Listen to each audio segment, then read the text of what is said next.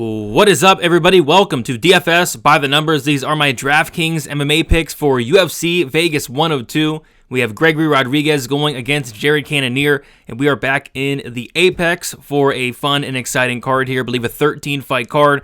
Looking forward to it. Before we get into it, if you guys could please do me a favor, like the video, subscribe to the channel, leave me a comment. All three of those things go a very long way. If you guys do want to support me more, check out dfsbythenumbers.com. That's where you'll find all my fighter stats, targets, projections, ownership projections, rankings, prize picks content, Draftkings article, lineup optimizer, and much, much more there on dfsbythenumbers.com. Do want to shout out Prize Picks. Right now, if you guys go to Prize Picks and use code DFSBTN, you'll get $50 instantly when you play your first $5 lineup. Whether it wins or loses, you'll get $50 instantly into your Prize Picks account.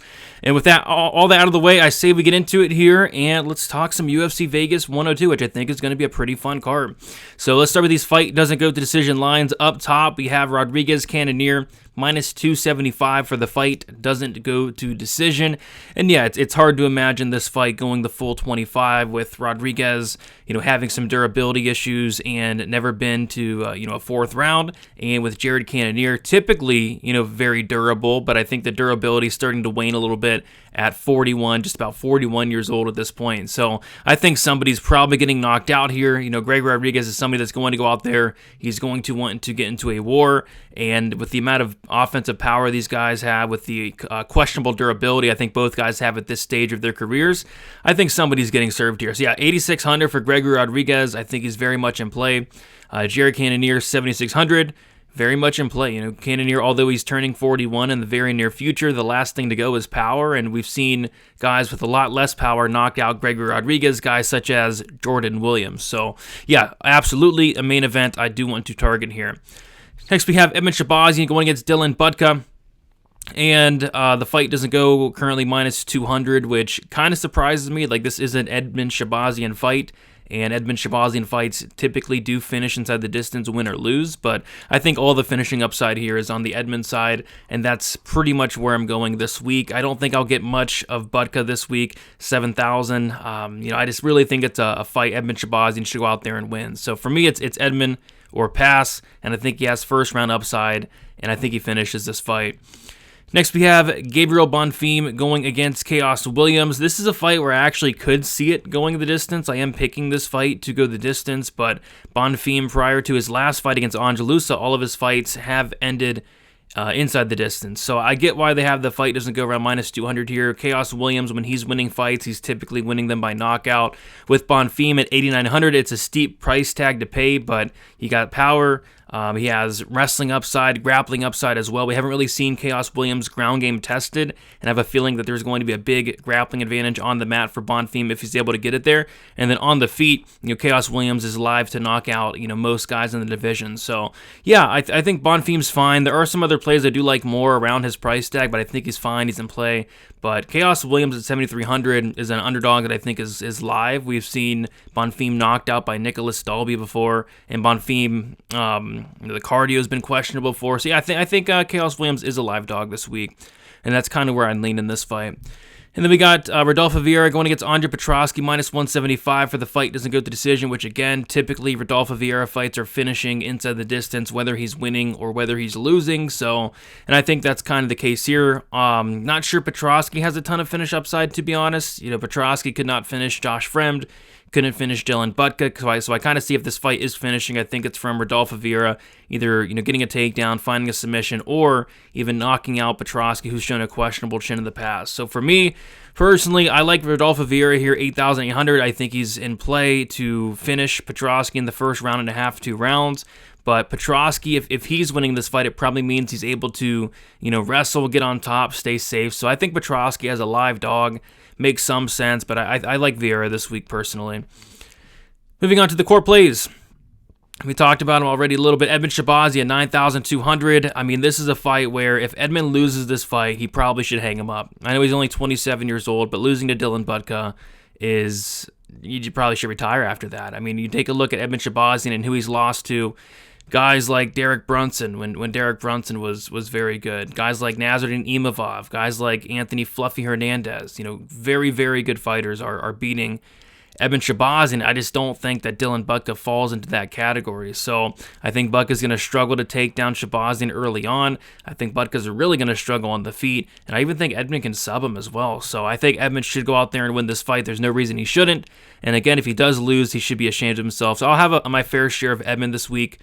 But it's Edmund Shabazzian, and he's dropped the ball plenty of times. It's just I'd be surprised if he dropped the ball here. Next, we got Walter Walker, 8,700. I like Walker this week, 8,700. This is a guy that can go out there. He can submit you. This is a guy that can go out there and land multiple takedowns. He's going against Dontel Mays, who sports a 58% takedown defense with no get-up game. So, yeah, I think Walker makes this look pretty easy. The cardio would be the one concern. The striking would also be another concern, but I just think we'll get takedowns easy. Get takedowns, get on top, land some ground and pound, maybe find a sub or just wrestle his way to a decision. Either way, I think at 8,700, Walker does present some solid upside this week.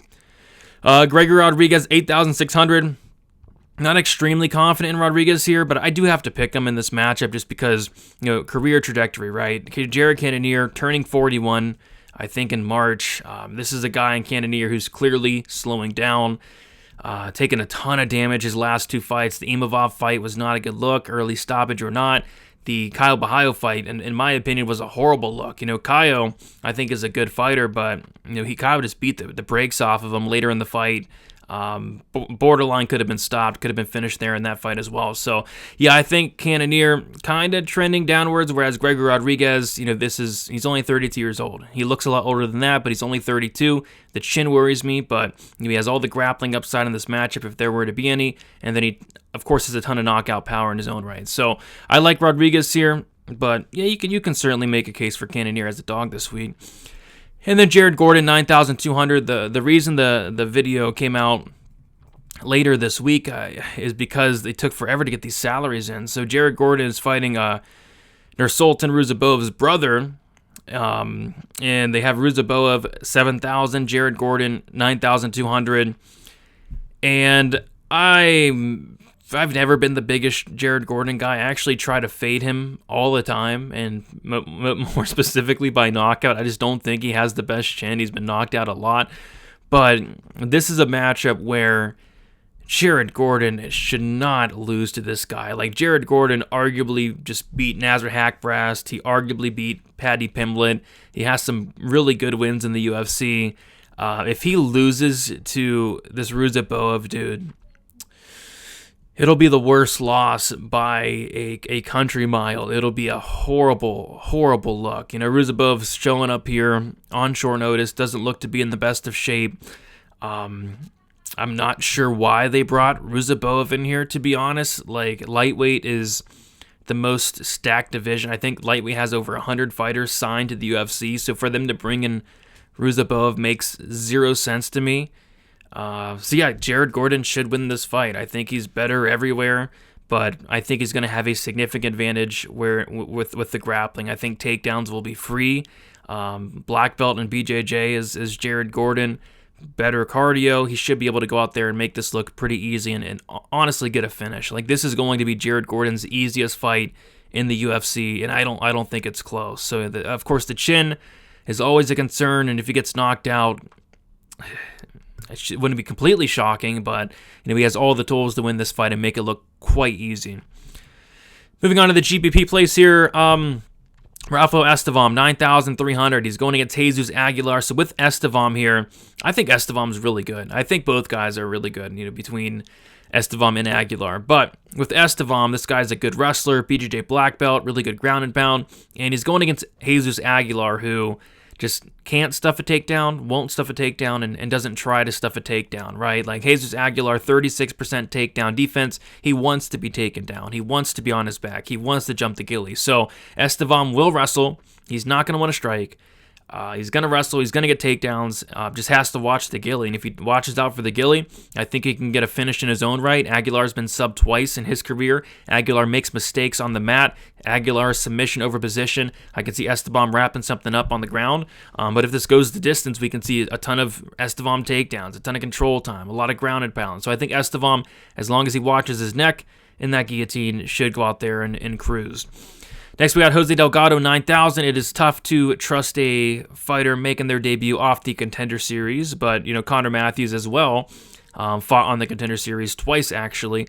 But, yeah, this should be Delgado all day, every day. Connor Matthews, I'm just not sure what he's that great at. He's fought terrible competition outside the UFC, guys like Jay Ellis, and inside the UFC and on the Contender Series, it's like he's very hittable, walking punching bag. He says he has a 56% strike and defense. I thought it would be more like 30%. I mean, I'll never forget the Francis Marshall fight on the Contender Series, one of the worst beatdowns I've ever seen. I think Matthews is very hittable.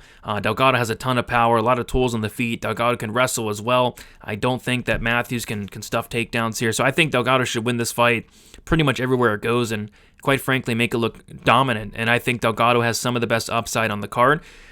The one concern would be, he is making his debut, and we've seen fighters make their debut and drop the ball time and time and time again. It happens all the time, but this really should be a kind of a setup fight for Delgado, and I see why the UFC is making this fight and putting it on the main card especially. Next, we got Rodolfo Vieira, 8,800, another guy that I like with some upside. I think he can get takedowns here, and if he gets on top of Petroski, it could very well be a wrap. On top of that, on the feet, I think that Vieira is actually the better striker, and I very much question the chin of Andre Petroski, who's been knocked out by Jacob Malkoon's hip. Also got wobbled by a Jacob Malkoon jab, got finished in 60 seconds by Michel Pereira by strike. So yeah, I think Vieira is actually live for a knockout here, believe it or not. But yeah, if Vieira gets on top of you, that submission game's next level. I know Petroski's a black belt, but this guy Vieira is the black belt hunter. I think Vieira is very live to finish this fight early on. And then we got Angela Hill, 8,200. I think Angela Hill's a sneaky play this week because you look at Hill, and when she wins fights, she scores very good, and she's sitting at 8,200. I actually think she has grappling upside here. She's a very high-volume striker as well. She's going against Ketlin Souza, who's been finishing all 4 of her losses, who I think has very suspect grappling as well. So I would not be shocked if you saw Angela Hill come out here mixing the grappling and potentially even get a submission, to be honest. We saw her get a submission against Luana Pinheiro. That was a very good look, and I think Ketlin Souza slows down in her own right. Ketlin Souza, I really question that ground game, so I think Hill's live to not only win this fight, but put up a solid score at very low ownership. I don't think a ton of people at all are going to be on Hill. I think, if anything, people are going to be on the Souza side this week after she pulled off a big upset against Hermegi, but I think Hill's live to do very well at this price tag. Live dogs, there aren't a ton of live dogs I like this week. Sadikov, 7,800. I think he's, a live dog. I'm not picking him to win, but, I think he has potentially some grappling upside. Bonfim's been submitted 4 times in all 4 of his losses. I think Sadikov has some finish upside potentially. He does hit hard. I think it's probably Bonfim by decision, but, Sadikov does bring a fun and exciting pace. I think this is going to be a war type of fight. So, yeah, if Sadikov wins, I can see him scoring pretty well here. Jared Cannonier, 7,600. I'm also not picking him to win, but if he does win, we can very well see that it's going to be a knockout. Rodriguez has been knocked out 3 times by Bruno Ferreira, Jordan Williams, and Bruno Lopez back in the day, so the chin has always been questionable. We saw Rodriguez get hurt and almost finished by Jung Young Park as well, of all people. So, yeah, Jared Cannonier, 41 years old, still has that power, and if he lands clean, he could very well knock out Rodriguez. So, yeah, I think Cannonier's a live dog that I don't mind. Chaos Williams, live dog that I do not mind. Very durable, never been finished in his entire career.